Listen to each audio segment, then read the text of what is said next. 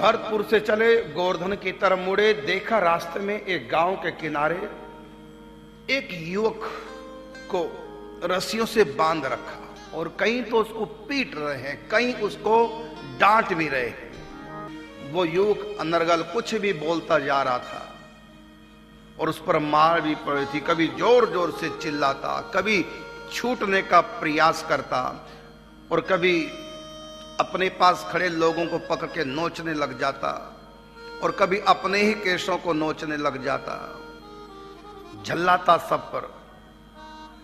और उसके पास ही एक श्वेत वस्त्रों में मां रो रही थी। जो भीड़ चारों तरफ खड़ी थी, उन्होंने कहा श्री हरिवंश देवाचार्य जी महाराज से, महाराज इसको भूत लगा हुआ है, हम अघोरी के पास ले जा रहे हैं। पहले भी वो बहुत लोगों के भूत उतार चुके हैं। अघोरी बाबा बहुत निष्काम है, कुछ पैसे वैसे कुछ नहीं लेते। वो केवल शराब और मांस, कभी बकरा कभी मुर्गा आदि, बस मांस लेता है, शराब लेता है। वो पता नहीं कैसे क्या करता है, उसके छूते ही भूत अपने आप ही उतर जाता है और व्यक्ति बिल्कुल ठीक हो जाता है। हम इसको वहीं ले जा रहे हैं। सुन आचार्य प्रवर बोले, यदि तुमको हो ऐतराज नहीं, मांस सुरा बिन भूत उतारूं, इसका करूं इलाज यहीं। यदि तुमको कोई ऐतराज ना हो तो मैं इसका भूत उतार दूं, बिना शराब के, बिना मांस के। कहा एक ने महाराज यहां रोज रोज मेला भरता, कभी किसी में कभी किसी में, रोज भूत खेला करता। महाराज आप तो राह चलते हैं, आज है, कल आपको कहां ढूंढेंगे? आप तो भूत उतार के चले जाएंगे, कल जब भूत लगेगा किसी और को तो आपको कहां ढूंढेंगे? और ये अघोरी महाराज नाराज हो जाएंगे कि मेरे होते दूसरे से क्यों भूत उतरवाया। यदि अघोरी नाराज होकर चले गए, आप तो चले ही जाएंगे, वो भी चला जाएगा नाराज होकर के, तो हम किसकी मां को मां कहेंगे? इसलिए महाराज आप रहें दो, हम समझ गए आप बहुत ऊंचे महापुरुष हैं, भूत उतार सकते हैं, लेकिन फिर भी हम आपसे नहीं उतरवाएंगे फ्री में, उससे उतरवाएंगे मांस और शराब देकर।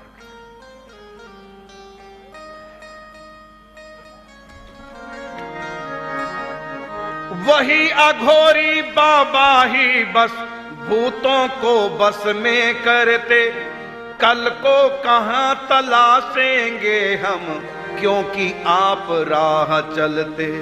सुन बोले आचार्य परवर, अब हम ही भूत उतारेंगे, सदा सदा के लिए भूत का जन्म मरण दुख टारेंगे। कि सुनो भाई, अघोरी की आवश्यकता ही नहीं पड़ेगी, क्योंकि ये भूत अघोरी उतार तो देता है, किसी और पे चढ़ जाता है, फिर अघोरी उतारता यही भूत किसी और पर। अरे हम भूत का ही काम तमाम कर देते हैं। न रहेगा बांस न बजेगी बांसुरी, तुम भी पाप से बच जाओगे शराब मांस के। हम भूत का ही कल्याण कर देते हैं। अब हम भूत उतारेंगे नहीं, बल्कि भूत का कल्याण ही कर देंगे, जन्म मरण से मुक्त कर देंगे और सब पूरा गांव निश्चिंत हो जाएगा भूत से। फिर आपको अघोरी की आवश्यकता नहीं, इसलिए अघोरी से डरने की आवश्यकता नहीं। छोड़ो, मैं इसका भूत उतारता हूं। इतना कह फिर तभी युवक के सारे खोल दिए बंधन, रखा हाथ फिर सिर पर उसके, बोले हरि से कर बंधन। सारे बंधन खोल दिए और उसके सर पर हाथ रखा और भगवान श्री राधा सर्वेश्वर तो उनके साथ ही चलते हैं, जहां आचार्य श्री होते हैं साथ साथ चलते हैं। श्री राधा सर्वेश्वर भगवान से प्रार्थना की, प्रभु यदि मैंने तन मन से आपकी सेवा की है, यदि मेरे प्रेम में कोई खोट ना हो, तो इन पर कृपा करो, इनका उद्धार कर दो।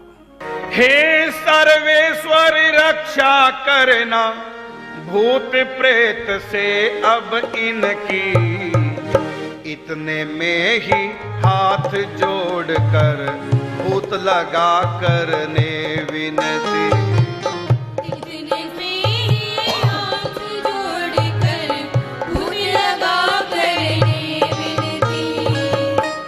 जोड़कर भूत बोला, महाराज कुछ दोष न मेरा, बना गुलाम अघोरी का, जो वो कहता सो मैं करता, बंधा वचन की डोरी का।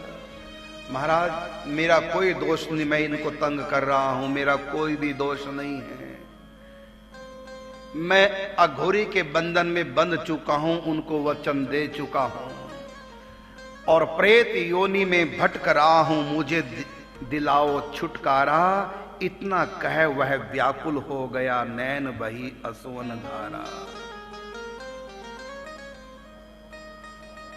मैं अघोरी के बंधन में हूं, जिसको संकेत करता है मैं उसी को लग जाता हूं। फिर इनके पास भूत उतर आने आ जाते हैं, इनका इशारा पाती मैं छोड़ देता हूं, उनको मांस शराब मिल जाती है, थोड़ा सा छींटा मेरे ऊपर भी पड़ जाता है, मुझको भी खाने पीने को मिल जाता है। बस इस प्रकार हमारी दोनों की जोड़ी जम रही है। मैं स्वयं ही तंग हूं इस प्रेत योनि से, आप मेरा छुटकारा कीजिए।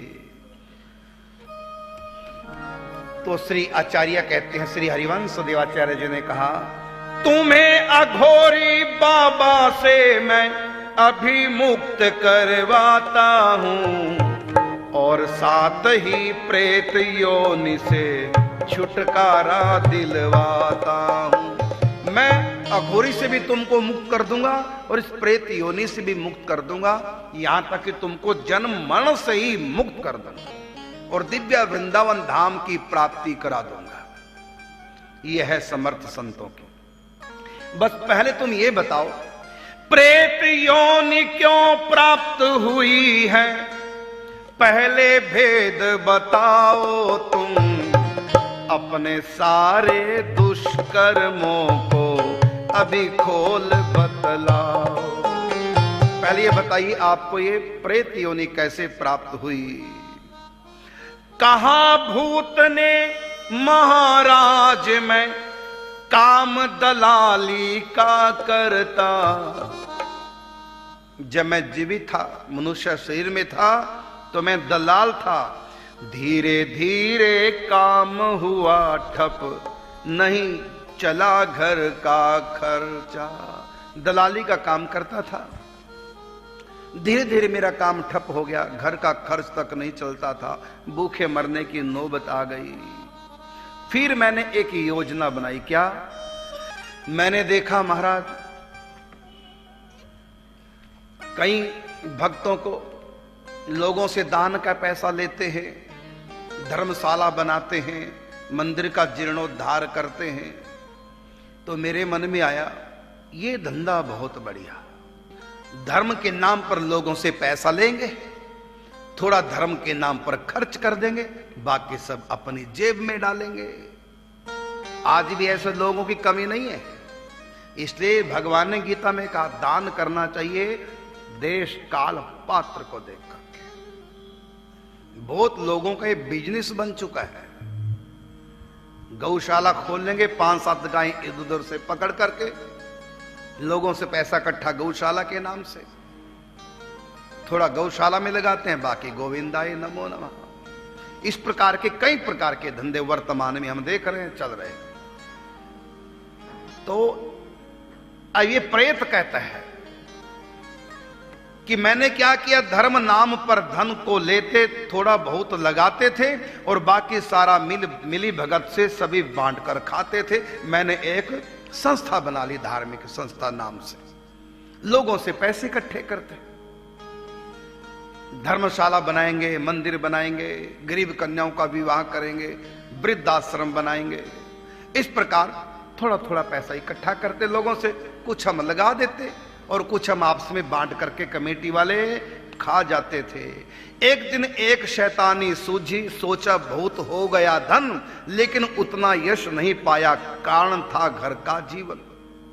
एक दिन मन में विचार उठा कि धन तो मेरे पास बहुत हो गया, बहुत लोगों को ठग लिया, लेकिन जितना संतों का सम्मान लोग करते हैं उतना मेरा सम्मान नहीं करते।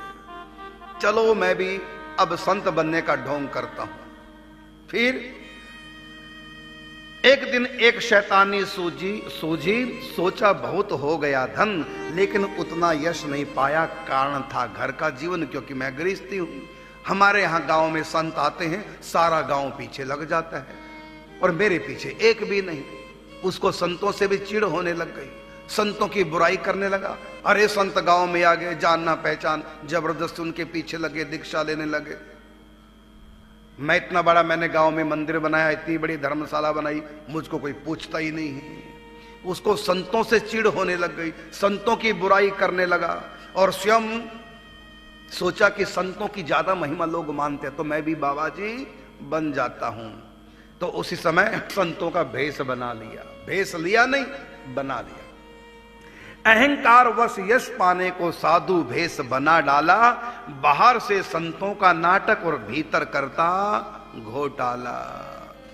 बाबा जी बन गया, लोग मुझको संत माने, मेरा भी मान सम्मान हो। तो देता था उपदेश पीठ से, दो चार भजन गाना, दो चार शब्द बोलना जान गया। तो देता था उपदेश पीठ से, कभी नाचता गाता था, प्रेम विरह का करके नाटक आंसू कभी बहाता था। फिर बाहर से त्यागी वैरागी और भीतर पूरा गृहस्थी, घर गृहस्थ में रमा हुआ था, करता सदा मौज मस्ती। अनाधिकारी होने पर भी सदा दान का खाता था, विष समान परधन से ही मैं घर का खर्च चलाता था। सारा दान का पैसा इकट्ठा करता और अपने बाल बच्चों में खर्च करता। अहंकार स्वार्थवश गुरु से सदा दूर ही रहता था, ढोंगी पाखंडी बनकर भी ठीक स्वयं को कहता था। मैंने अपने गुरु से भी दूरी बना ली, क्योंकि मुझको गुरु से चिढ़ होने लग गई थी। किस बात से? कि मुझको मानने वाले जो हैं दो चार, वो सब जब गुरु जी आते हैं उनके पीछे लग जाते हैं, ये मुझको ना छोड़ दें, इसलिए गुरु जी का आना ही बंद करा दो। तो मैं गुरु जी से चिढ़ने लग गया, गुरु जी की बुराई करने लगा, जिससे कि मेरे चेले गुरु जी की तरफ ना जाएं और मेरे पास आते रहे, मेरा बिजनेस चलता रहे। तो ढोंगी पाखंडी बनकर भी ठीक स्वयं को कहता था, स्वयं को ठीक कहता था, गुरु को गलत कहता था। कोई भी संत आता गांव में तो मैं कह देता कि वहां कथा में नहीं जाना, वो तो ढोंगी पाखंडी हैं। देखो मैंने गांव के लिए धर्मशाला बनाई, मंदिर बनाया, मैं बहुत ऊंचा संत हूं, और देखो मैं अब मंदिर में ही रहने लग गया हूं, गृहस्थ को छोड़ दिया। जबकि दिन भर मंदिर में, जब होती रात पहुंच जाता जलंधर में बाल बच्चों के पास। तो कुछ तो बातों में आ जाते, कुछ करते निंदा भारी, और सुनकर ईर्षा होती मुझको, फिर भी चुप था लाचारी। मेरी इन करतूतों को कुछ लोग जानते भी थे, वो मेरी निंदा करते, मुझको उनसे ईर्षा होने लगी, जो मेरी निंदा करने लगे। जब मुझको ईर्षा होने लगी, सोचा क्रोध नहीं करूंगा। क्यों क्रोध करूंगा? लोग कहेंगे काहे के बाबा जी। अंदर से तो ईर्षा हो रही थी, लेकिन बाहर से लाचारी थी, कुछ बोलता नहीं था। भीतर से क्रोधित होकर भी ढोंग क्षमा का करता था, शांत बना रहता बाहर से, और भीतर भीतर जलता था उन लोगों से। और जो दूसरे संतों को मानते थे उनसे भी भक्तों से ईर्ष्या होती थी। अपनी पूजा करवाता था बाहर से त्यागी बनकर, और भीतर पूरा चौकस रहता धन का अनुरागी बनकर। चोरी चुपके घर गृहस्थ के सब व्यवहार चला करते, चौकुस रहने पर भी साथी जान गए धंधे घर के। यद्यपि बड़ा चालाकी से सारा पैसा घर गृहस्थ में पहुंचाता अपनी बाल बच्चों में, लेकिन मेरे कमेटी के जो मेंबर थे, साथी थे हमारे, वो सब जान गए मेरी चालाकी को। एक दिन मैं मंदिर में था, तो क्रोध लोभ से प्रेरित हो फिर मेरी हत्या कर डाली, चुप के लाश गाड़ दी, तब से मेरी हुई ये बदहाली। तो मेरे कमेटी के लोगों ने जान लिया था कि मैं पैसा खाता हूं और अपने बाल बच्चों में गृहस्थ में लगाता हूं। तो मेरे संगी साथियों ने समझ लिया और रात को चुपके से मेरी हत्या कर दी, और मंदिर के बगल में ही मेरी लाश को गाड़ दिया। और उसके ऊपर, क्योंकि कोई भी चीज गाड़ेंगे तो पता चल जाएगा ऊपर से कि कुछ यहां हुआ है, ऊपर तुलसी की क्यारी बना दी, तुलसी बो दी ऊपर, जिससे कि पता न चले कि यहां कुछ हुआ है। तुलसी बोधी ऊपर। इसी पाप के कारण तब से प्रेत योनि में भटक रहा, भूख प्यास से व्याकुल होकर इधर उधर सिर पटक रहा। कहते हैं कि इस कारण से मैं इस प्रेत योनि में भटक रहा हूं। कौन कौन से अपराध किए थे? अनाधिकारी होकर के दान लेना, और मंदिरों के नाम से दान, धर्मशाला के नाम से दान, वृद्धाश्रम के नाम से दान। खर्च कहां किया? अपने बाल बच्चों में लगाता था, घर गृहस्थी में लगाता थे अपराध। और संतों से ईर्ष्या करने लग गया, गुरु से दूरी बना ली, क्योंकि गुरु जी कहते बेटा ठीक नहीं।